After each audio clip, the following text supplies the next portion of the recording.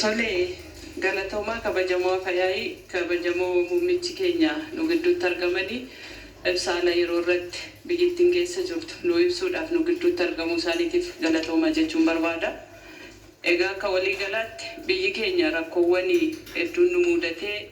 keessaanis alaanis wantoota nu mudatan sana geggeessummaa isaanii fi geggeessummaa waayiloota isaaniitiin biyyoota diigamiin baraaramtee har'arra geenyee jirra. Kun immoo geggeessummaa cimina kutannoo barbaada wanta ta'eef kanaaf galata guddaan isaaniif galchuu barbaada jedha. Egaa taansuudhaan gaaffiiwwan koo akka armaan gadiitti dhiyeessa. Akka biyyaatti rakkoowwan akka biyya keenyaatti nu mudatan moo'ichaan ce'uudhaaf hojiiwwan gama geggeessummaa paartii keenyaatiin hojjetamaa jiru abdii kan namaa kennu yoo ta'es ammas darbee biyyattii rakkoodhaaf yookaan yaaddoodhaaf kan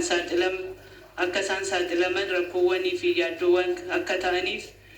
akka isaan rakkoo adda addaatiif saaxilamaniif agarsiistuuwwan tokko kan mul'atan ni jira. Yeroo rakkisaa kana keessatti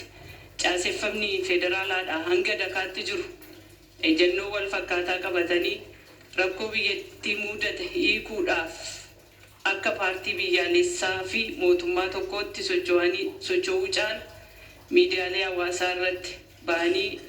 ibsa walirratti baasuun ni mul'ata. Inni kun immoo darbee uummanni yaaddoo jireenyaa keessa akka jiraatuu fi rakkoodhaaf akka saaxilamu wanti darbee haalonni akka meessaniin taasisan ni mul'ata wanta ta'eef kana hiikuudhaaf biyya tokko keessattuu jirru mootummaa tokko nuti hoogganamaa jirru paartii tokko nuti hoogganamaa jirru mootummoonni naannolee tokko keessatti ibsa miidiyaadhaan walirratti baasaa jiran kanarratti maaltu hojjetamuudhaaf yaadamee jira maaltu mul'ataa jira. Kun akka mootummaa tokko taanee paartii biyyaalessa tokko taanee biyya bulchaa jirrutti miidiyaa irratti baanee hawaasa ittuu rakkoo hamaadhaaf saaxiluun ni mul'ata wanta ta'eef isa kanarratti akka mootummaatti maaltu rakkoo kana furuudhaaf maaltu hojjetamaa jira waan jedhuun gaaffii qaba.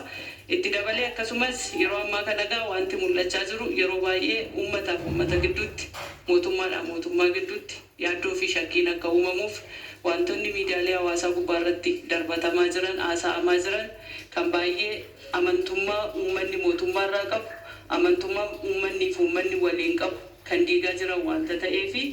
jechoonni barri kan abbaa dabaree yookaan barri kan abbaa yeroo taranyinnatinaa baala gizee kan jedhan kun yeroo baay'ee miidiyaalee garaagaraa irratti namoota hedduu biratti baay'ee bal'inaan ni ka'a wanta ta'eef maddi jecha kanaa maalirraa maddaa? Dhuguma akkuma jedhamu sana baala taraatu jira moo abbaa dabareetu jira moo taranyinnatiitu jira moo maa inni maddi jechoota kanarraa madda maa inni waan jedhu kana ibsa barbaanna wanta ta'eef akka irratti ibsi nuu kennamuudha galatooma.